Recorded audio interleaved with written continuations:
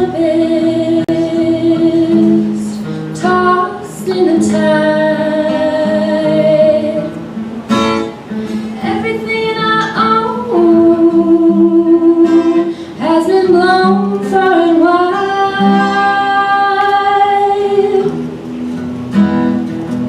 Thousands of pieces of my life swept away. If there's hope for tomorrow, I can't see it today. I'll be fine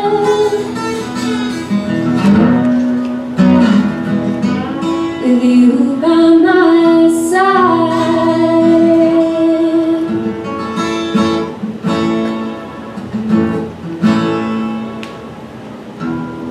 Flood waters rising, another storm's coming through. Sometimes there's turbulence between me and you, but I'll try to be patient. I'll try to be brave. When the beaches are crashing, wave after wave, I'll be fine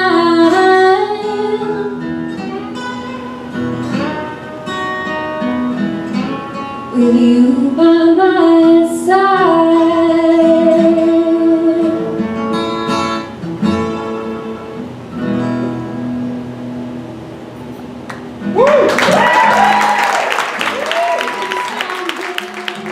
And the rain beats down. When the earth splits up the solid ground, we won't fear it if we hear it sound.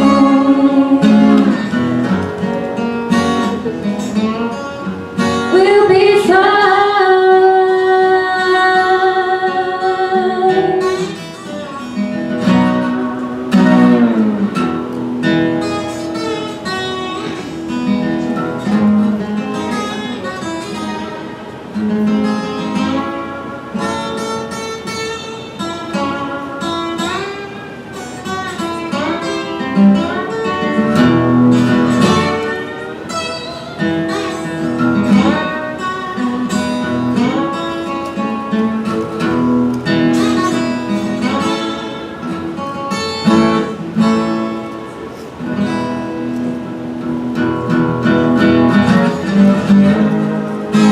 When the storm hits and the rain beats down,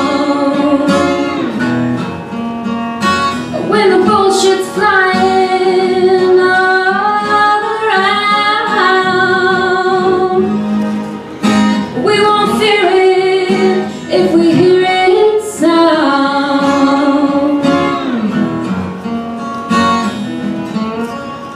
We'll be fine.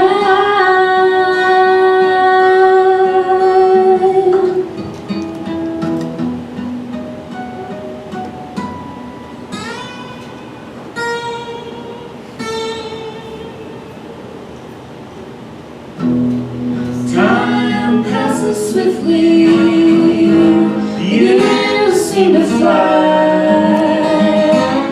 Living is a gift that you just cannot buy. And we'll be fine.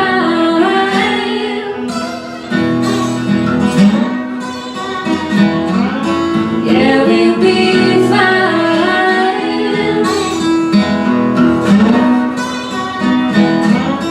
We will be fine.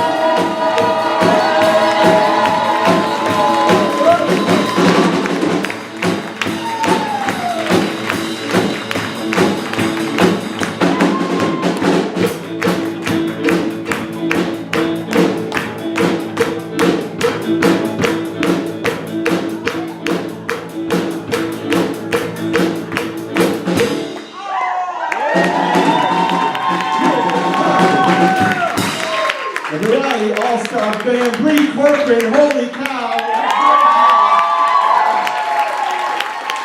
Okay, there was somebody special on guitar there. Who is that? My dad, James Corcoran. He wrote that song.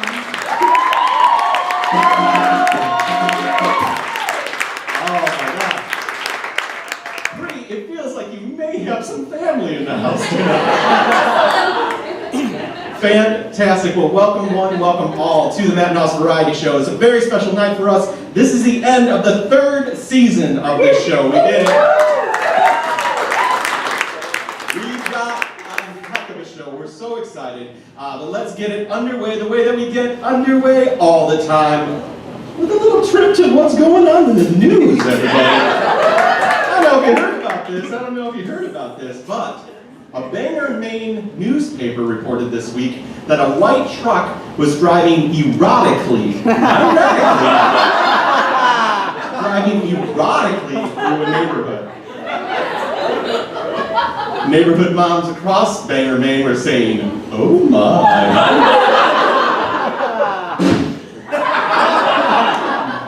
Give me a little bass slide too.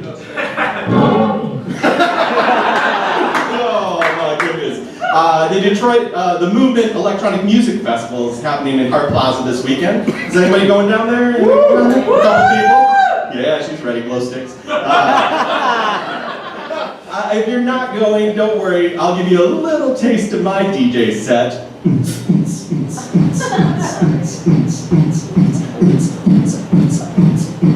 Matt, are you, No, the set's going really well. Week, ladies and gentlemen, it's unbelievable, but Dr. Henry Heimlich, who is 96 years old and the creator of the Heimlich maneuver, was able to save a resident of the retirement community that he lives at's life by using the Heimlich maneuver. True, this is 100% true. I did not fabricate this story at all. After performing the maneuver, Dr. Heimlich went, "Oh, that's how that works."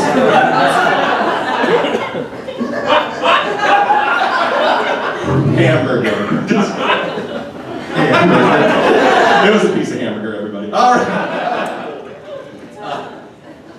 News out of England. Big news out of England. A couple in England found a golden crown from 300 BC under their deceased grandmother's bed. They found a golden wreath crown for 100,000 pounds, which is like $1 million American. I'm not doing the conversion, but it's 100,000 pounds, which has caused Englanders across the country to look under their beds. So far, all they found is the Spice Girls, Roger Moore, and Oasis.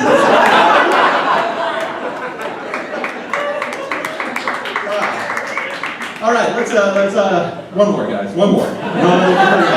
One more. We're doing great.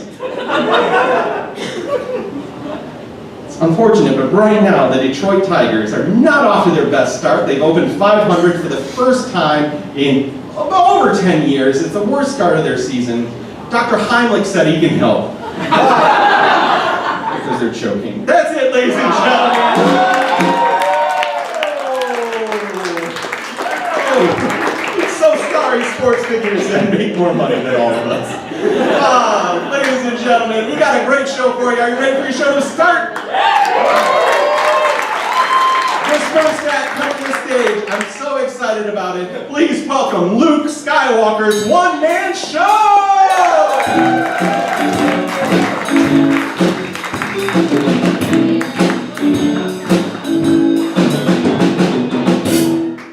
Thank you, Naas, for letting me be here today. He's a gentleman and a scholar, but he told me I have a tight 5, so I'm just going to get into it. You're wondering, what's Luke Skywalker doing here? Well, he travels the galaxy now and tells you a story from his perspective, because I don't feel like it's been told correctly. Okay, so we're going to start off. This is the story that everybody wants to hear, okay? We all know it. There I am, I'm on Hoth, right? Let me tell you something about Hoth. It is colder than it looks, okay? It is fucking cold on Hoth. I am talking next level cold. if you took an Eskimo and put them on Antarctica and then put an ice on top of that. That's what I'm talking about. That's how cold it is, okay? So I'm just standing there. I am just standing there in awe. I'm minding my own business, okay? I'm on patrol. I'm doing what the rebels tell me to do. I'm looking around. One next thing I know, a Yeti fucking hits me in the side of the head. And I'm out on the ground. I wake up. I'm suspended in some freaking cave, okay? My lightsaber's about 20 feet away from me. But you know what I remember? You know what I remember? The Jedi. Skywalker's a Jedi. Don't forget it. So I do one of these. You just gotta think, okay? You guys aren't Jedis, you don't know, but just think. It's all new to me. These powers are new to me at this point, okay? So boom, there I got this lightsaber. I cut that thing's hand off, okay? His whole arm off, right? That's fine. I get out of the cave, but sure as shit, I don't know where I am, okay? There is no Siri on Hawk, okay? I don't know what to do, okay? I'm walking around like an idiot. I'm looking for Obi-Wan. He's dead. I don't know. So I pass out. Next thing I know, I wake up. I'm inside of a tauntaun, okay? All right, in a tauntaun. Han said it best. It smells like it looks, okay? Look. Does anybody in here know what an Ewok's ass smells like? Let me tell you, I assure you, it is not good. An Ewok's ass does not smell good, okay? Now imagine an Ewok's ass died, okay? Then a bantha ate that Ewok, okay? Then that bantha died, okay? And then it shit itself. That's what an inside of a tauntaun smells like. And that's what I woke up in, okay? I wake up, it's the morning, like I said, my Jedi powers are new. I look over, Han Solo's there, okay? Crawl out of the tauntaun. And I'm looking at him, and Han Solo's now looking me in the eyes, okay? And I'm looking at him, I'm like, Han, look me in the eyes. And he's not. So you know what? This morning I looked up, I am rock hard from the waist down. Like I said, at that point my Jedi powers are new to me, I can't control them, okay? That's the time I was stuck in a tauntaun overnight. But anyway, so the story that everybody really wants to hear though, is that time I fought Darth Vader, okay? We're talking the second time. Because the first time, we destroyed the Death Star, okay? They rebuilt it like 6 years. I don't know how, but they did, okay?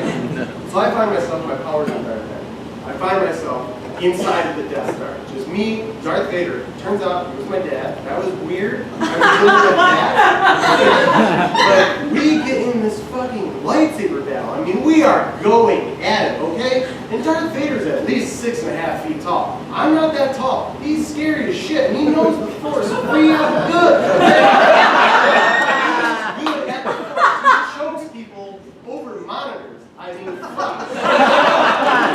I'm shitting myself, and I'm fighting him though, and all of a sudden I realize, like, dude, Luke, you're not too bad at this either now, you know? Like, you can fight, and I know this is your dad, it's weird, but whatever, okay? We just go at it.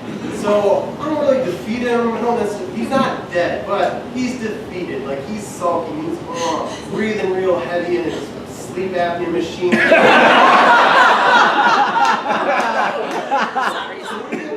We're back up to the Emperor, and he's looking at me. The Emperor, all of a sudden, right? I'm looking at Dad. I'm like, what's he about to do? He just starts shocking me, okay? Lightning bolts out of his hands. I've never seen that before. That's not Jedi shit. I don't know what that is. He is shocking the shit out of me, okay? And that's not cool either, okay? I don't know if you've ever been shocked by an Emperor, but it fucking hurts, okay? It does not feel good. It hurts. It's killing me. I'm like, dude. And I'm looking at Dad. I'm just like, oh, Dad, you gonna jump in here or what? He's looking at me, and then he's looking at the Emperor, and I'm looking at the Emperor like, dude, cut it out. Just finish me off. I don't know why you're torturing me. And I'm looking at my dad. He's looking at the Emperor. We're in this fucking freeway Mexican standoff, and all of a sudden I'm like, they're not looking me in the eye anymore. What the hell's going on here? And I'm looking around, and I stop, and I'm still being shocked, but I look down. Hard as a rock! I'm like, what the hell is this? And I'm telling you, I'm just learning, I'm still learning. I just love to think about it. I'm still learning how to control these stars, okay? It doesn't matter, because Dad, God bless you.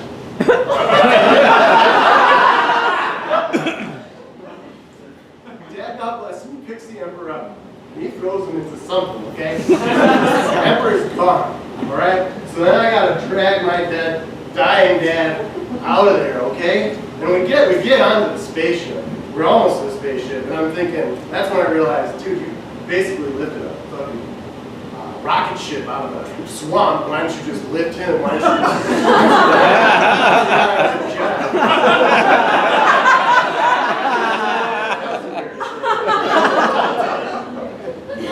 So he wants me to take his mask off, and I'm like, ugh, I don't know. I do it, he's my dad, last time, wish, you know, I take it off. And let me tell you something. I don't think he's cleaned that thing. That thing stinks worse than the inside of a tauntaun. Okay? Maybe a little vinegar, Dad, anything. You could just clean it. I know it comes off every once in a while, just clean it. You've got all these people, get one of them to clean it. You can just literally do something, not clean it for you, no questions asked. But he doesn't, okay? And I'm trying even now. I'm trying to he's having a serious moment with me, you know, and we're shedding tears together, and he's looking at me telling me he's going to die or something, I don't know, I can't really remember, I can't remember the smell. And I'm staring at him, and I'm like, what the hell's going on now? He's not looking me in the eye. I'm staring at him, the smell's in my nose, and I'm looking at him, like, just look at me. I look down, I'm hard as a rock. Oh, I don't know, I just learned my powers. Anyways, I gotta go. Man, Naas, I'm gonna keep it tight tonight. May the force be with all of you.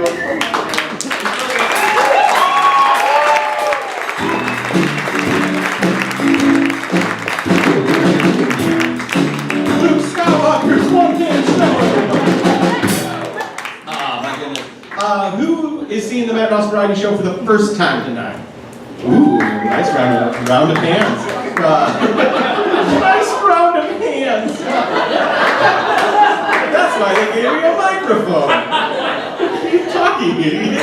All right. Well, for everybody who is here for the first time, I thank you so much for taking a chance and coming out this evening and not knowing me but still coming out to the show. And I'd love to give you an opportunity to get to know me just a little bit better. So I will tell you a true story from my life based on a word that I hear. I just need to hear a word right now. What was it? Candy. Candy. Hello. Oh my goodness. Well, here's a true story about candy. It was the first time that I saw Jurassic Park. It was at the Star Theater. It was like 1990. When was that? The day it came out. My mom, my brother and me were having a nice dinner at TGI Fridays beforehand. I just finished reading the book because I was like, all right, Michael Crichton, let's see what you got. 250 some odd pages later, I knew exactly what he got. The goods. I'm very excited about Jurassic Park. So we go, and the Star has a very awesome counter. I don't know if there are stars anymore, so just imagine there are. They probably all became MGRs or something. But anyway, had a great counter. Behind that counter in 1990 was the best candy in the world. It was called PB Max. Max was spelled with 3 X's. That was to let you know that this candy bar was fucking serious.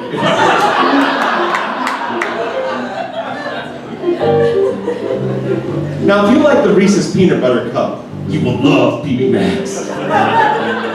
Because it takes everything that's good and holy about a Reese's Peanut Butter Cup and then just goes, let's turn this into the 90s. It had a crunchy wafer, peanut butter, Crispies, chocolate top, heaven and a bite. So there we were, inside the theater, opening it up, taking it out, sweet little bite from that tiny teenage mouth. Gross, so gross. Just my whispered thin teenage mouth. Daintily eating a PB Max XX. Thing about a PB Max is just a little crumbly. Just a little crumbly, guys. Not Butterfinger crumbly, but crumbly enough to slyly land on a teenage boy's pants and make it look like he pooped himself. And that's a true story about PB Max, everybody.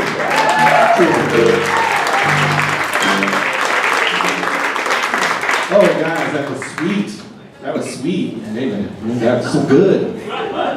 Ladies and gentlemen, this next guy coming to the stage is a very successful stand-up comedian touring around town. We're very happy to have him here this evening. Please welcome to the stage, Brett Mercer!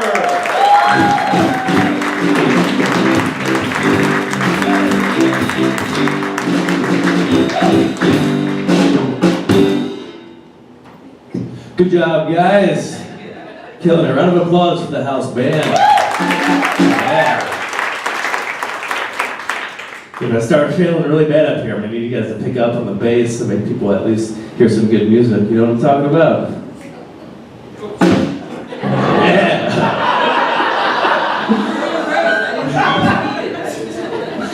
I'm happy to be here. Really happy to be here. I actually almost died on the way here.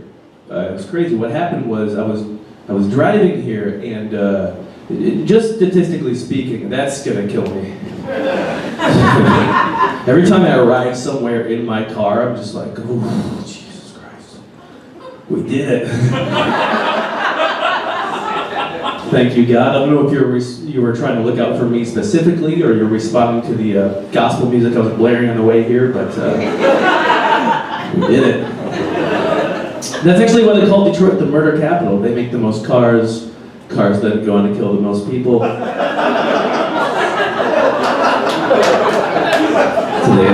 Today that was almost me. I'm glad you guys are here too, because you almost died on the way here too. There were actually supposed to be more people here.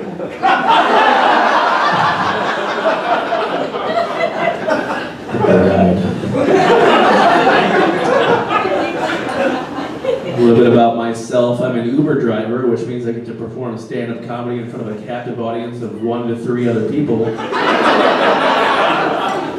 They hate that first joke.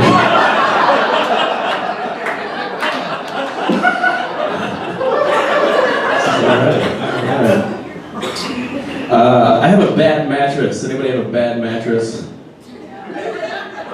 Like I always say, a bad mattress is a lot like a tattoo parlor. They'll do a number on your back. Hey! Not bad. I don't have any tattoos despite my subcultural appearance. I don't have a tattoo. I do have a college degree though.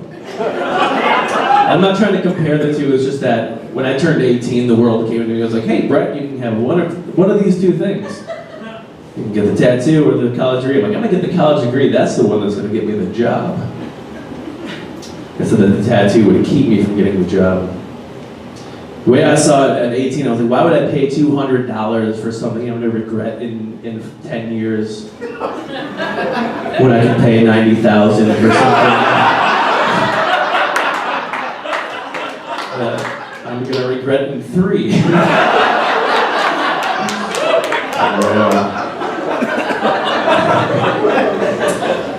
Excited to tell you guys this, I'm currently fucking a model.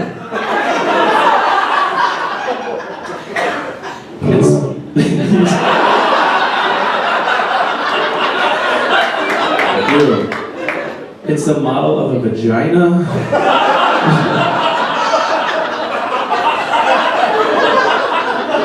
They call it a pocket pussy, but I don't get that. Like, why would you keep that in your pocket? Like, even a regular flashlight has a specific holster. Like, wouldn't that get sticky? Like, have you ever had a pen explode in your pocket? And you're just like, oh. Yeah. No, you keep it on the shelf, you know? Next to the other sex toys. That's when people come over like, hey, cool sex toys. I'm like, they are sex figurines, and I'll have you know they're a lot of money. I'm a heterosexual male, and when you're a heterosexual male, America likes to ask you, hey man, you a breast man or a butt man? I was like, I guess I'm a breast man. And I think I figured out why. It's that when I was growing up and at the height of my sexual awakening, I had very slow internet, and breasts were just the first thing I guess I'll go with that. Now we got broadband, so I'm just like, ankles, nice. Somebody came up to me and said, I don't think that you should vaccinate your children. And I said, me neither. Let a doctor do it. I don't like the government, you know what I'm talking about? I don't like them. It's like the Secret Service, everyone knows. You can just call it the service.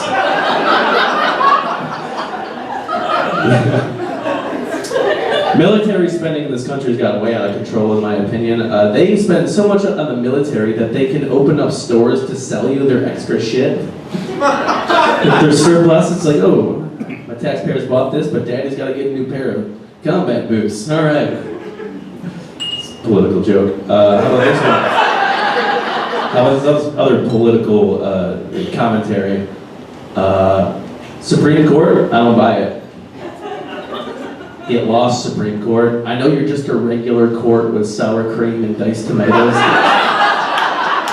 Out of here. Nothing gets by old Mercer. All right, guys. Thank you guys. That's been my time. Thank you for having me.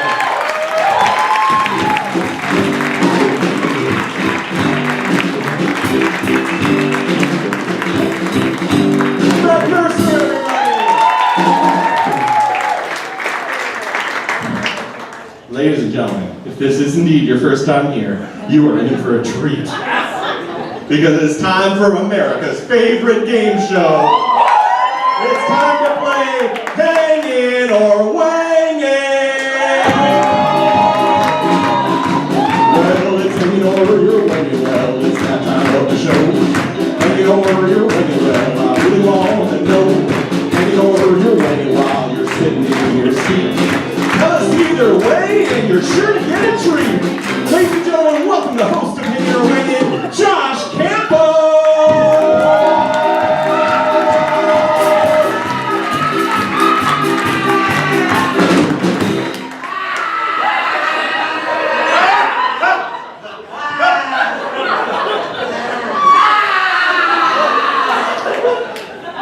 Josh, you are a man unhinged!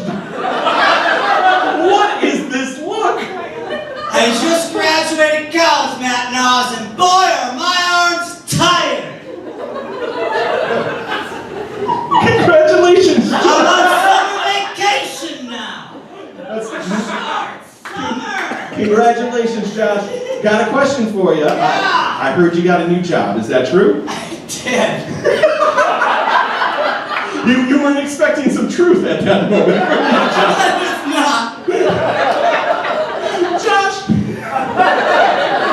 why don't you go out in the audience and find out who's hanging and who's wanging this evening?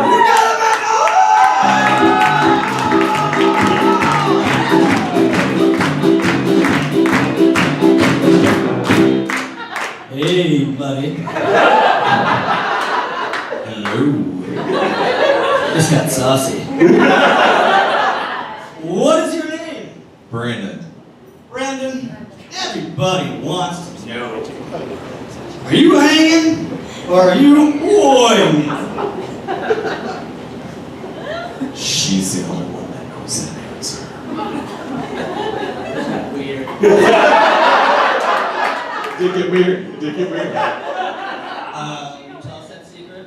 He's hanging. He's hanging! There's the lights. Hey, Dad.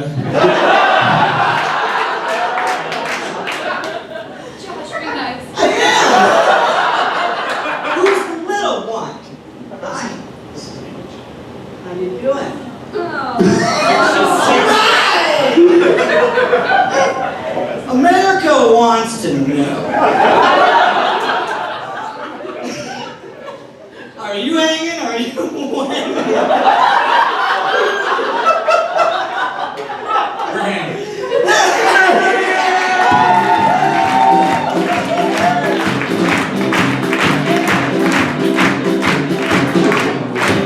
Hey kids.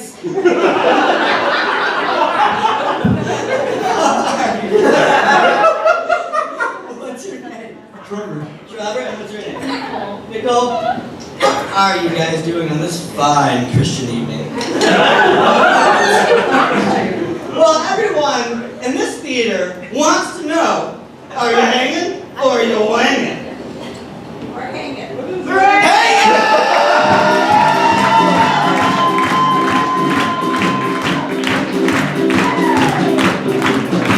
So Josh, give me the rundown. What happened out there tonight? A lot of weirdness. Yeah. For a moment I heard someone say, "What's wanging?" Yeah, I don't know. Which is a great question. We'll have to figure that out later. You know, Josh, you're right about that. Josh, what happened this evening? Well, the votes are unanimous. Everyone voted 3 hands! We're hanging!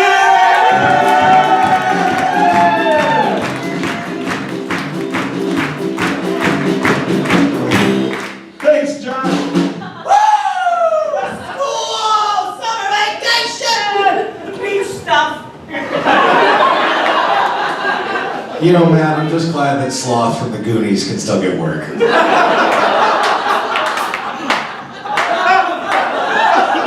You're a delight, Pete. Yeah. By the way, that is Pete up there in the booth. Let's give him a round of applause. All right, ladies and gentlemen. This next act coming to the stage right about now is from the Smithsonian Historical Society. Please welcome to the stage, Living History!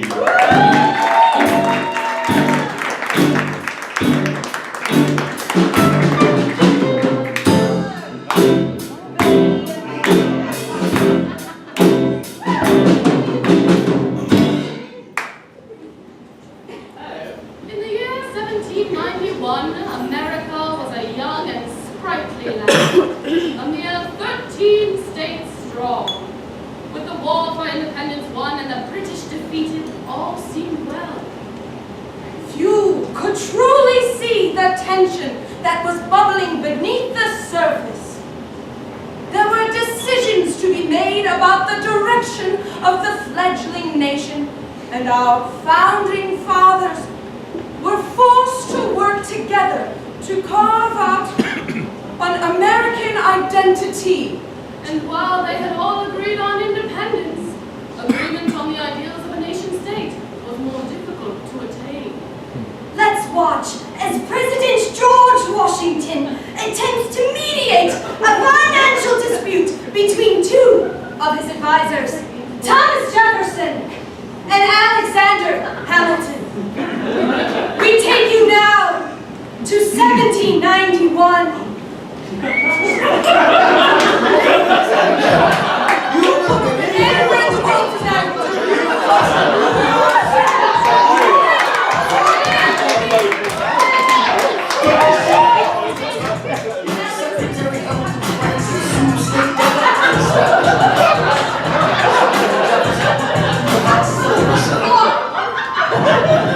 Life, liberty, and the pursuit of happiness. We fought for these ideals, we shouldn't settle for less.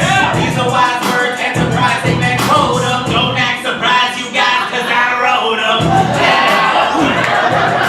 Explain what happened, government assumes state is. But inflation rents and rules and benefits. Every seat of government where Hamilton said. Not true! Why should Virginia carry? Paid on the rate, don't tax us out, 'cause we got it made in the shade. In Virginia, we can't see. We just want to move our money and financial plan is now famous demand, and it's too many damn pages for any man to understand. Stand with me,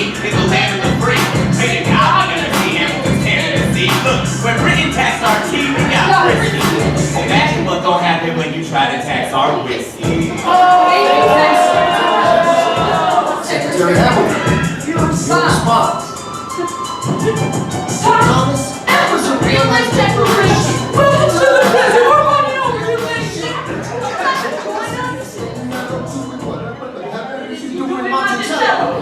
We assume the debts the union gets a new line of credit, a financial line of credit. How is that it? And if the union gets supposed to go around and give us 30, it's like a woman's leg ahead neighbor. If that's the case, then we don't pay for labor. We know who's really doing the planting. You did it right there. Stick a right down in the man. Down in the trench. Well, you were all getting high with the French.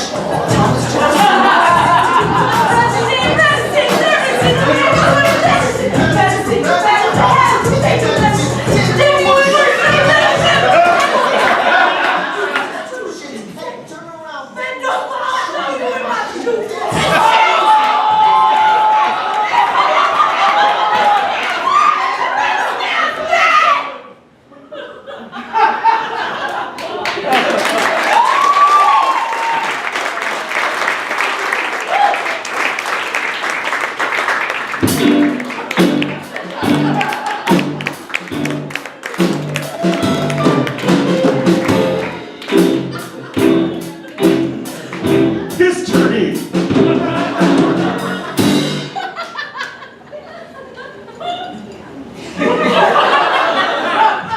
Small writing credit by Lin-Manuel. Just a whisper of writing credit. Ladies and gentlemen, it is usually about this time. Now, you're wondering where I get the acts for this show. Well, I get them from you. Great, that's soldier. That's an ancient reference that came to my head. Oh God, they still play at weddings. All right. Let your boy tell him. All right, I'm the only one? That's cool. I can deal with it. I can deal with it. Anyway, ladies and gentlemen, we have an email because it's 2016. Everybody loves email. MattNaasVarietyShow@gmail.com. If you have an act that you think would make a good transition from out there to up here, we would love to see it. So send me an email. We have shows starting in August. We're going to take June, July off, a little summer vacation for us, a little nappy poo. That's all right. But we'll get back. Strong, proud, MattNaasVarietyShow@gmail.com. There it is. Simple as that. There we go.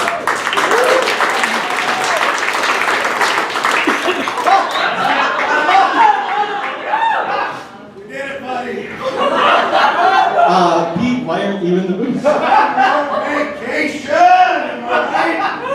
Oh, that was a great show, dude. We are like really halfway through this one. I am so done. Pete, you can't be. Senioritis, buddy. Come on. I've been phoning this shit in all night and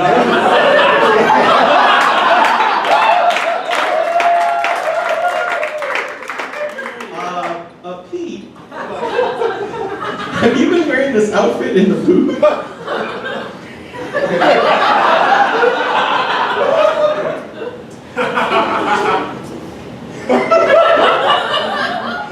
What are you doing? that thing you do with carries down? Yeah. I can't do it. I don't want to be the bearer of bad news, but we are like just past halfway done with the show. I'm out. I'm until August, baby. Summer vacay. You know what I'm talking about. Naas was mumbling something about it earlier. Yeah, I heard that, but he was also wearing shorts. It was disturbing. This is how I relax. That is correct, sir. Pete, buddy, you're eating citrus. You never eat citrus. It's summer. I'm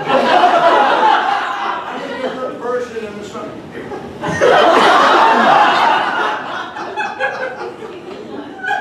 I'm not gonna lie, I have no idea what was in that glass. Pete, please. Please, I need you to go back up to the booth. I don't want. But Pete, look at this great crowd. I can't see through these clothes.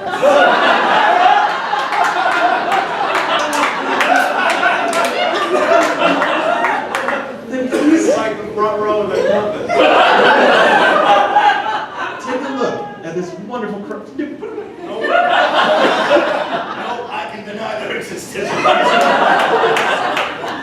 Pete, if you won't do it for me, will you do it for the band? They don't even like me. Jeff tried to bite me earlier. Like literally bite me. Is that true? They love you. Yeah. Well, All right. Pete, I mean, Bree's cool. Everybody else.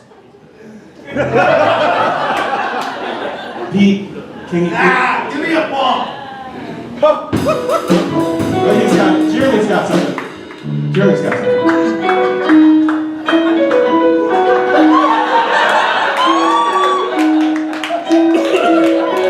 I don't like it.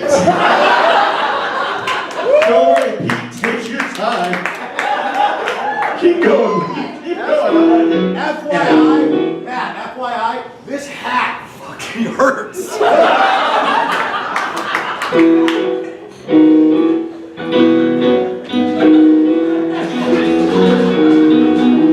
And I miss you. Fine, I'm back up. Awesome. Good. Push buttons, I guess. Pete Jacobs, everybody.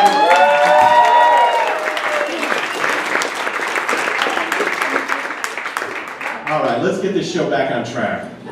All right. Our next act, about to come to the stage.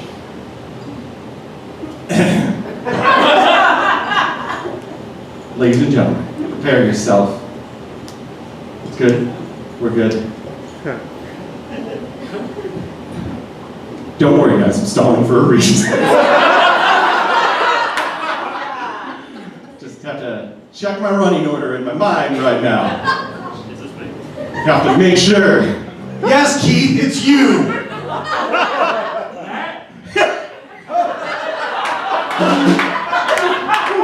Hold it! Who's that stranger from the crowd calling out to me?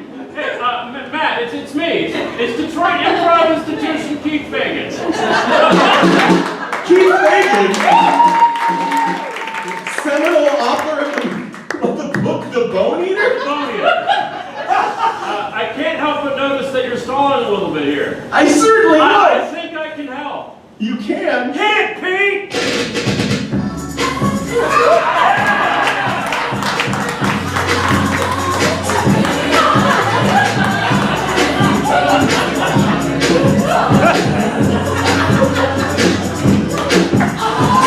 Stop!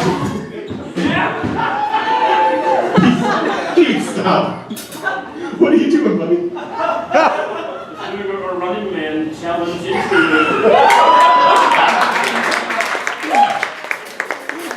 Well, if you're gonna do that, maybe I should join you. Maybe you should. Pete, you got it?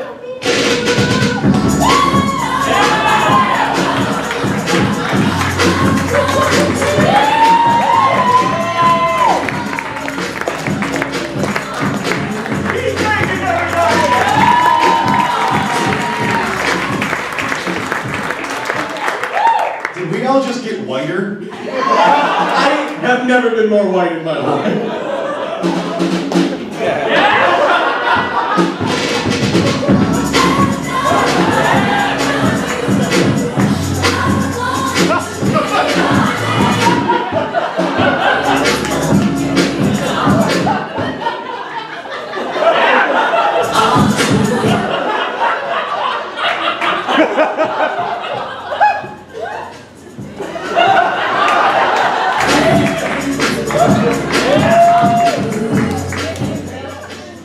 Ladies and gentlemen, our musical act for this evening has a segue.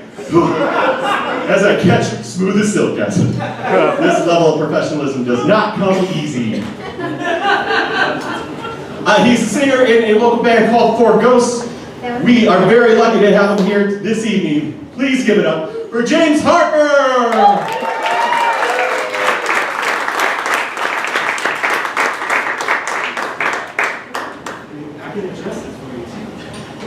Look at all this roadie work I'm doing.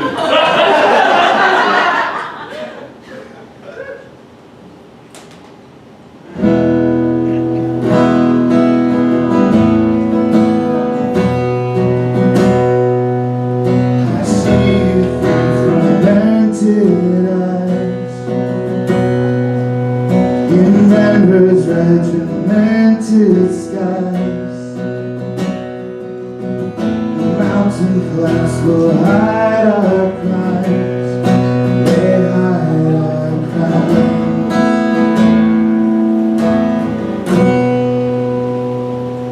I see through computer lights, it never was in mine. The mountain clouds will hide our crimes, they hide our lives.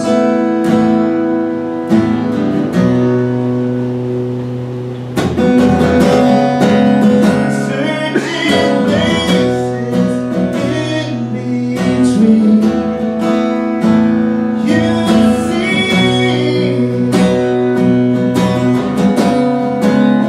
Close your eyes and breathe with me, with me.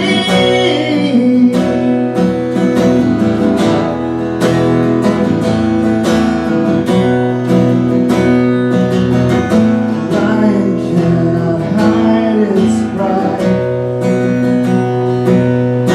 but I can't seem to master mine. This road I'm on, take its toll, you take your toll.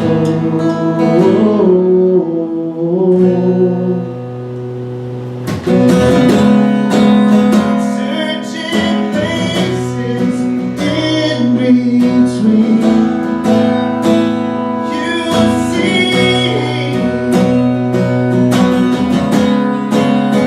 Close your eyes and breathe with me, with me.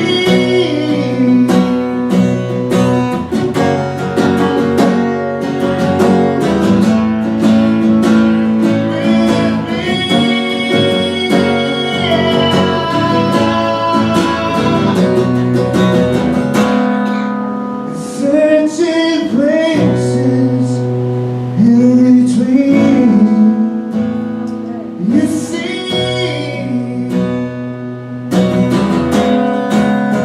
Close your eyes and breathe with me,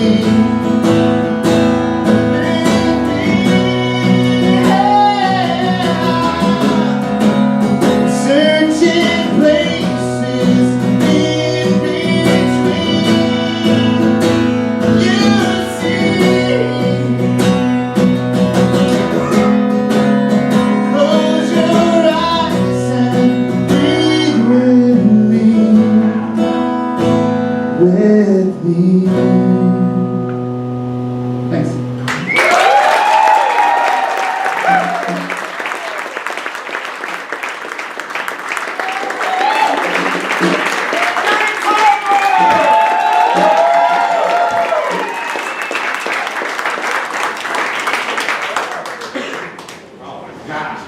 Holy cow.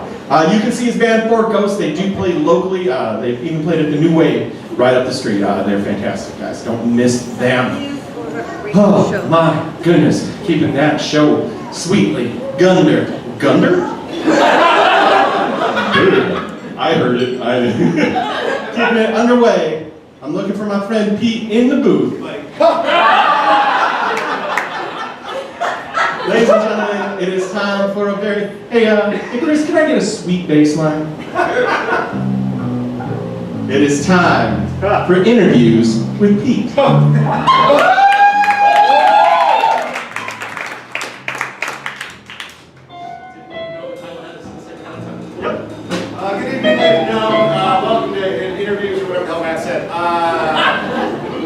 long-running segment. We've done it for decades now, I think. Late 70s when we first got it started. We're a little less coked out now. But please, ladies and gentlemen, yep.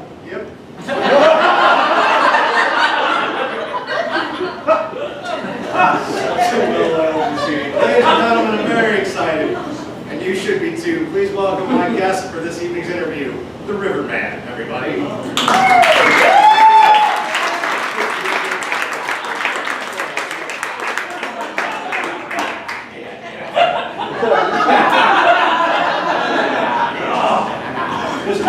Now, Mr. Riverman, I'm sorry, I didn't catch your name backstage before the show. Yeah, no music, no. Alistair St. Pete, known coast to coast, is the finest riverman that ever set sail across the mighty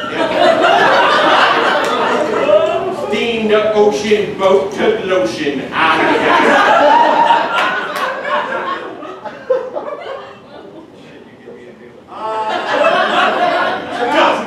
Alistair, if you could tell us how did you get your beginning, or how did you get your start in riverboating? God, yeah, I'll tell you right there.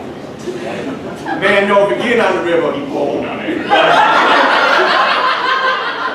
I was born on that river, the mighty Mississippi. Two pushes and I squirted right out. Skipped across the top. Landed on shore and took a canoe back to my mother.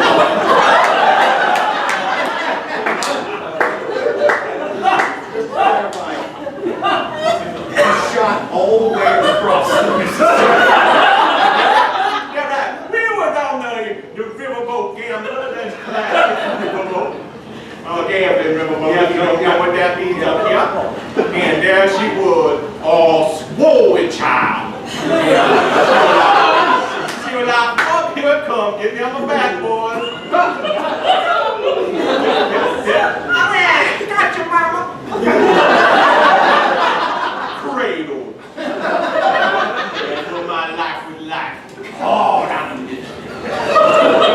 Can you say that it's hard? What are some of the hardships that you would face as a riverboat captain? The first hardship on the river council. That is a vile beast that'll take the life from your guts. Suck you under, keep you there, spit you out, and don't come back. Second most dangerous thing on the river, the gator. Be on the shore when that gator here. Like gators in the Mississippi River. Yeah, there is. Down in the bayou, they go tributary, they'll leap over a brick, they'll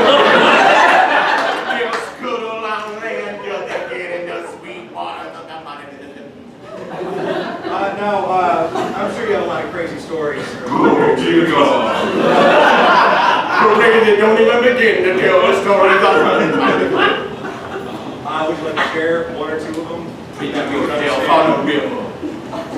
Don't get all around. Nothing but moonlight and stars peeking through the brush and brambles. Old Alistair St. Pete on the forecastle of the USS Steve.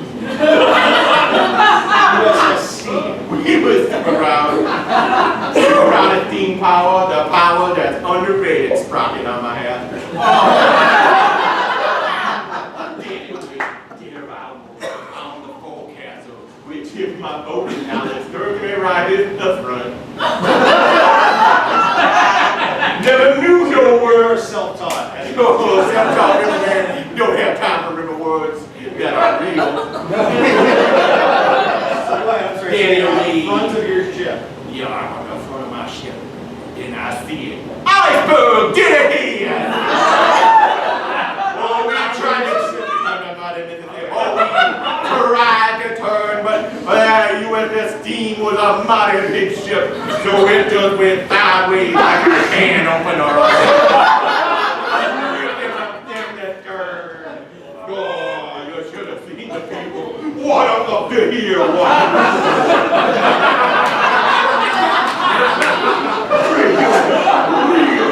Real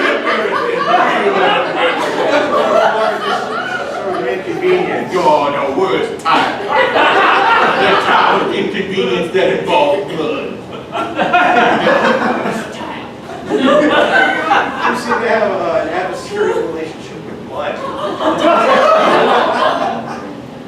But took my grandparents.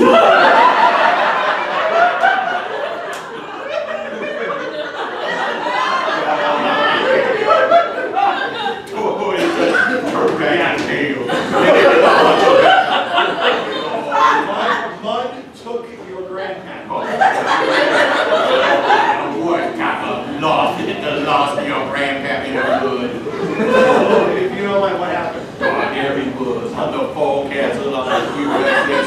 We get there. All of a sudden, the river started shifting like a sidewinder. He was tuffled off. Landed in 2 feet of water, who couldn't kill his face out the mud. You ever seen it like when you put your face in paper mache? But you can get it out because your hands are, on the thing, and paper mache. On the thing. Oh yeah, like the bucket that had the paper mache. Well, just imagine no buckets there. Deeper in mud, deeper in mud. Nobody could hear it scream. Face down in that mud. In 2 feet of water. In 2 of that nastiest feet of water. Never lived on the mud.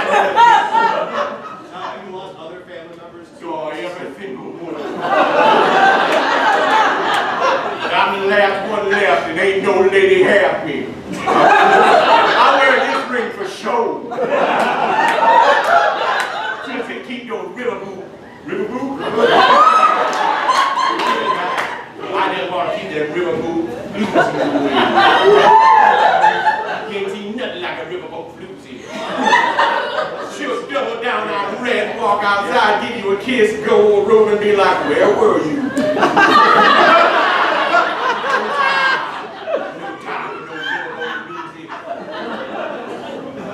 Alistair, do you have any parting advice to our... Tons of it. I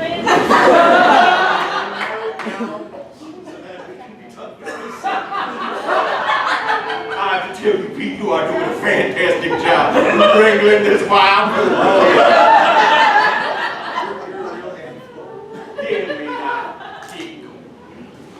Ladies and gentlemen, when you out here in the world, no, that ain't the Mississippi. All right.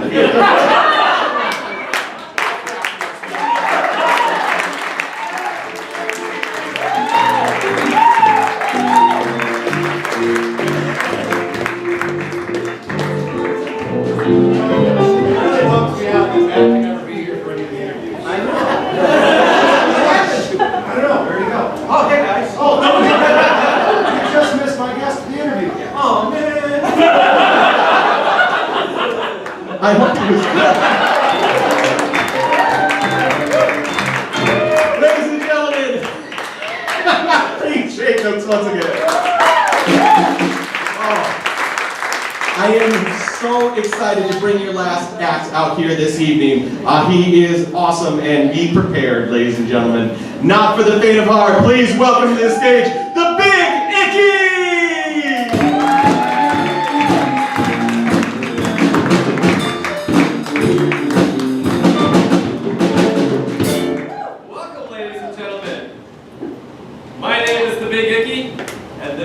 Magic is my mustache.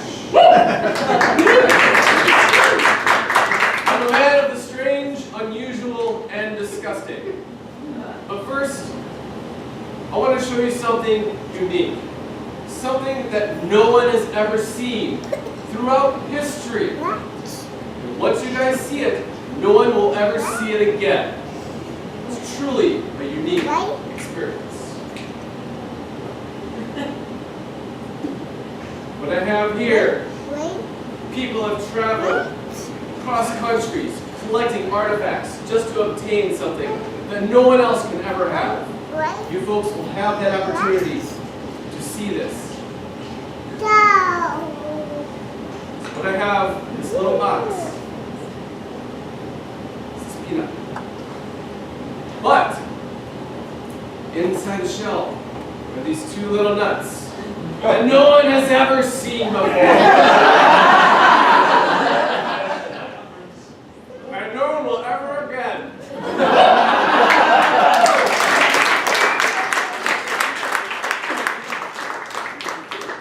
Thank you. We're going to say I work for peanuts. Now for something strange, which does require a volunteer from the audience. Who would like to volunteer? Give her a round of applause.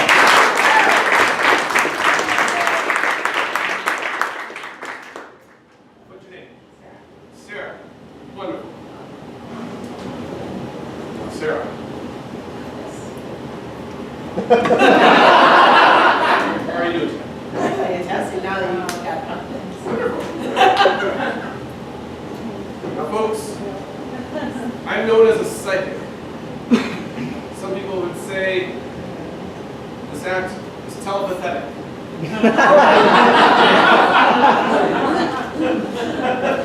Sure. Have your cards. I'm going to drop the cards onto my hand, and I want you to say stop. And that'll be your card, okay? Take that card. Don't show anyone. Don't show me. Hold on to that card. See, folks, my psychic ability is quite unique. Because the only way I divine my visions is by inflicting pain upon myself. Got it. All right, Sarah. What do you want? The racket? Oh, my whole act is a racket. I don't know that. Now, I want you to think of your card. Yeah. 52 cards, they're divided up evenly, red and black. So I'm going to define the color of your card. By using this.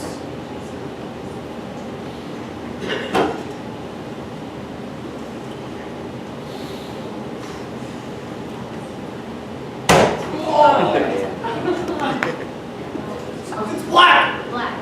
Black, yes?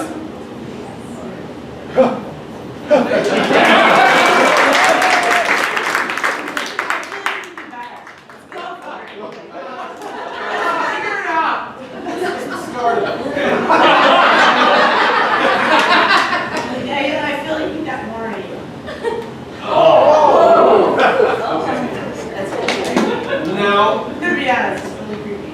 divide the suits that card is, because there's clubs or spades, those are black suits. So, I'm going to bring out this instrument of death. It takes millions of lives every year. I hope it takes another one tonight. Okay.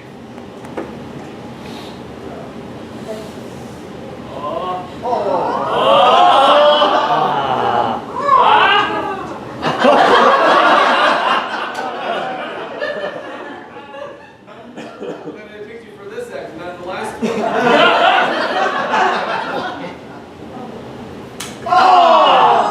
And club! Club! Club. Woo!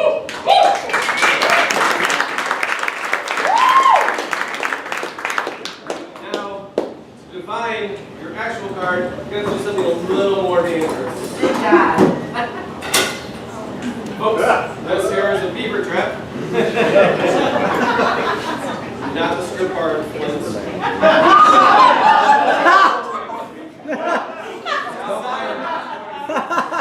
designed to break the bone without damaging the pelts. Good job. Let's go for it.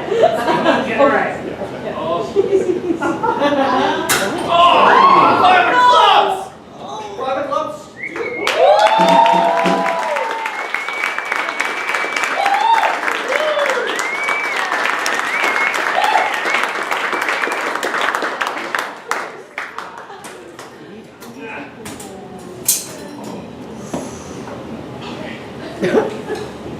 Now move on.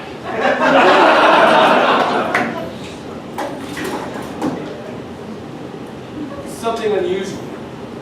Hey, Dad.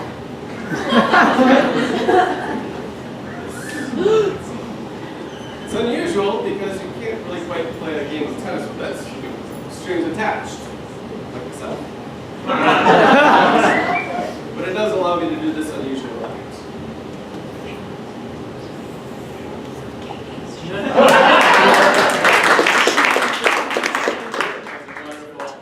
But this is just the start. I'm a man that's committed. And straight jacket proves.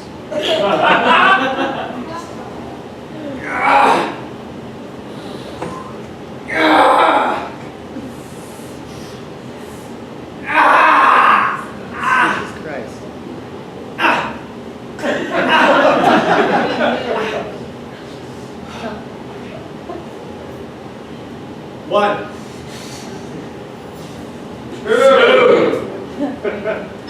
Two and a half. Don't get ahead of me. Three.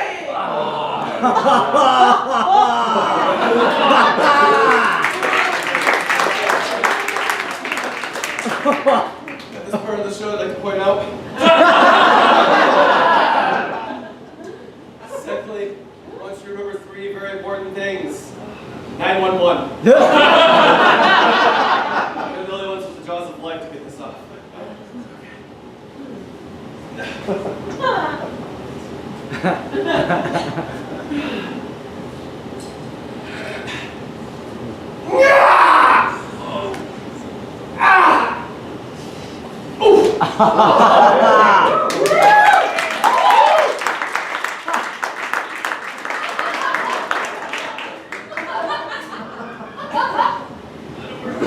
Across the chest, down the ribs.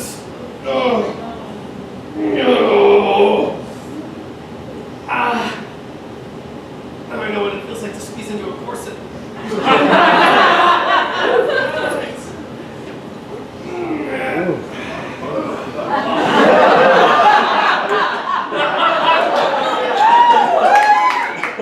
Hey, you guys are giving me a hat on.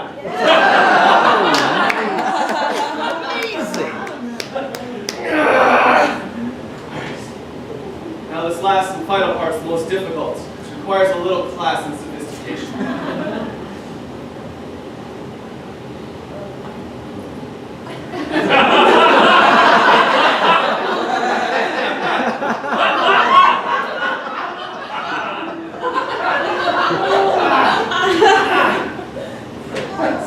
Sorry, it's my debut here, not my debut. Oh! Okay. All right. One. Two. Three.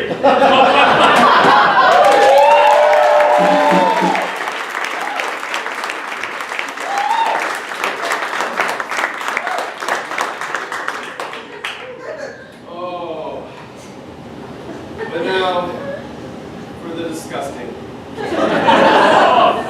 The reason why they call me the big piggy, which does require the assistance of another volunteer in the audience. Anyone be willing to join me on stage? Oh dear. Give her a round of applause.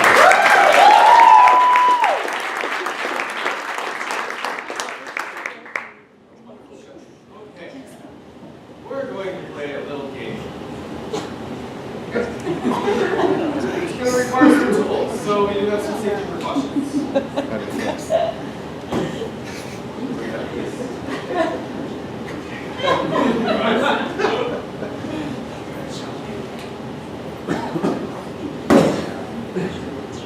I'd like you to put your hand right here.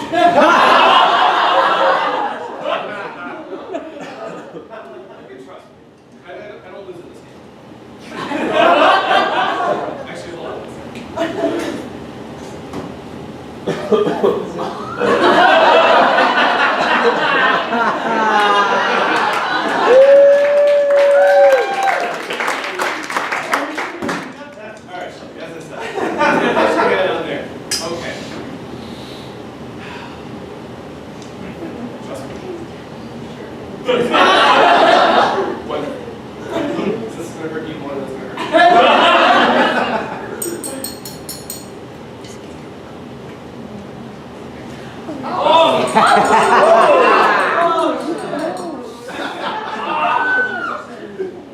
is only a little icky. They call me the big icky for a reason. Oh,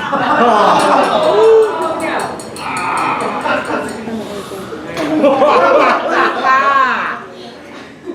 How you doing? I'll try not to sneeze.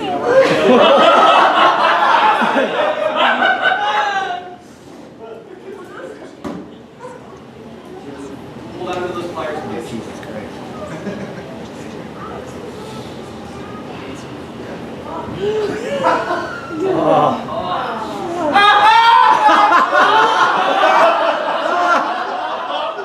Caught a nose hair.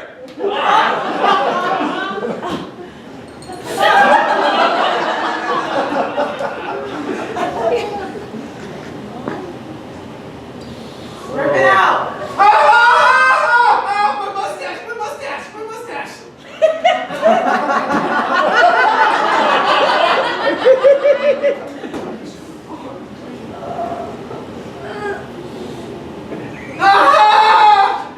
No, it just really hurts.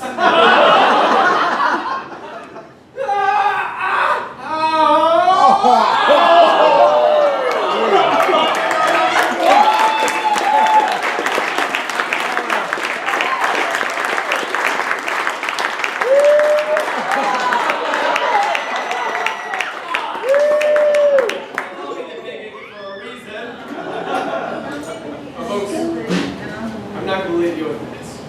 I'm going to leave you with something very special. Why? I do balloons. Who doesn't like balloons?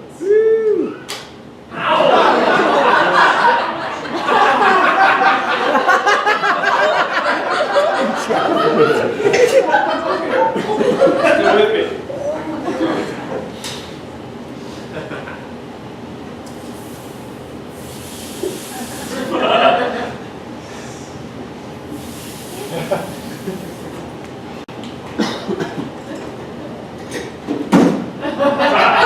Yes, I use the pump.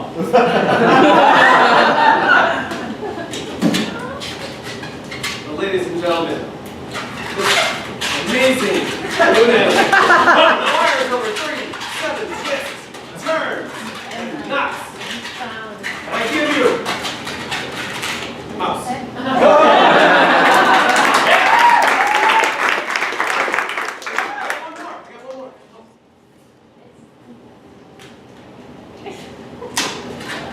Temple. Mouse.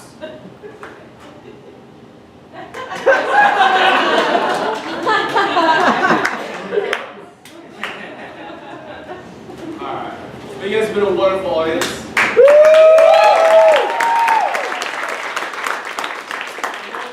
Special place in my heart. Like this little mouse holds a very special place in my head.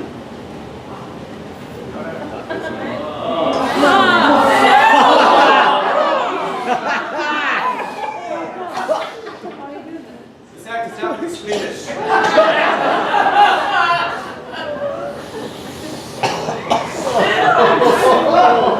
With a nose like this, I can smell the coffee in Colombia.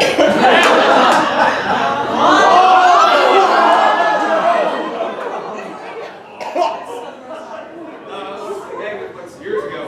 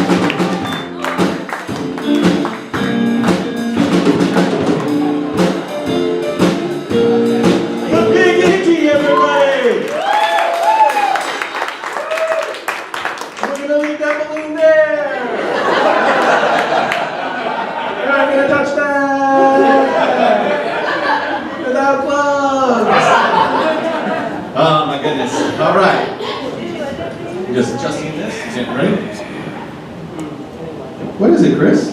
Oh, I'm sorry. It's just that act made me think about hanging out with Elton John in the 70s.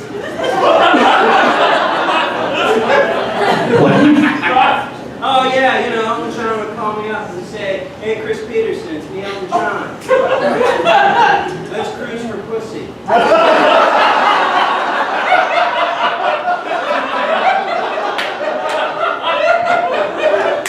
So we did.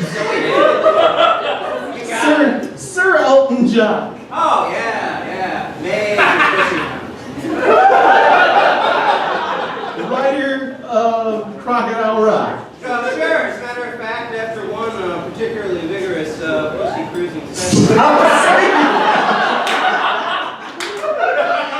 he turned to me and said, "You know what? I'm going to write a song called Rocket Man." What? Yeah, I didn't know what he was talking about. You don't care about my dumb story. Chris, I care deeply about your dumb story. Thanks, man. You know, I think we could sing Rocket Man tonight. My God. I mean, you co-wrote it. Well, technically, yeah. In between extremely strange. Stop! All right, I let's think we could give it a shot, I guess. Why not? Yeah, sure. All right. Let's see how that numbers. All right, let's do it. Yeah, right. She packed my bags last night pre-flight. 0 hour, 9 a.m. And I'm gonna get high. I jumped in the car, my friend.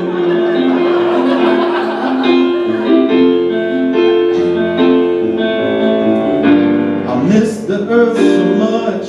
I miss my wife. It's lonely out in space. On this time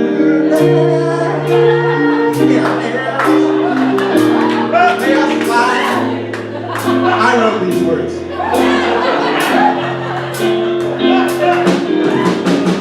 And I guess it's gonna be a long, long time. The touchdown turns me around and get it fine. I'm not gonna make it. Oh, no. This is exactly what you wrote. I'm a rocket man. Rocket man. I'm here alone. You're gonna nail it one of these versions. And I'm sure it's gonna be a long, long time. The touchdown turns me around and puts me behind. I'm not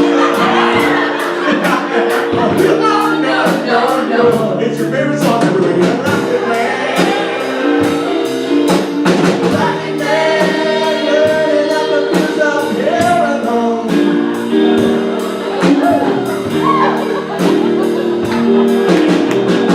Mars ain't the kind of place to raise your kids. In fact, it's cold as hell. And no one's there to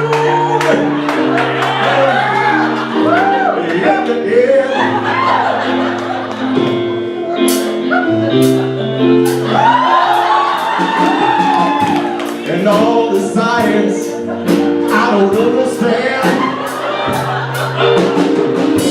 I do my job 5 days a week. I'm a rocket man.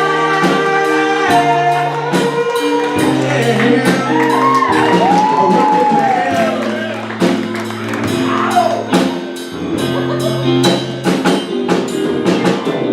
And I think it's gonna be a long, long time. The touchdown turns me around and gets me fine.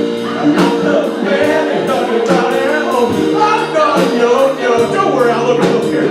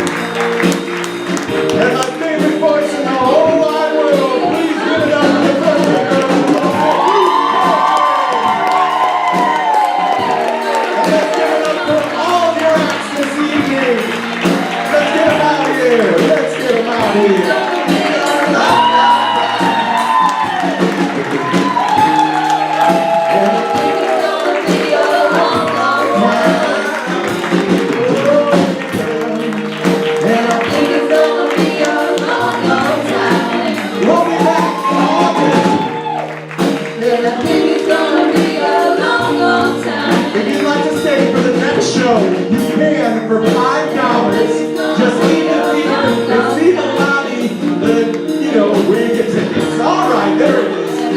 Have a great evening, everybody. Thank you so much. And I think it's gonna be a long, long time. And I think it's gonna be a long, long, long time. Yeah! Yeah! Yeah!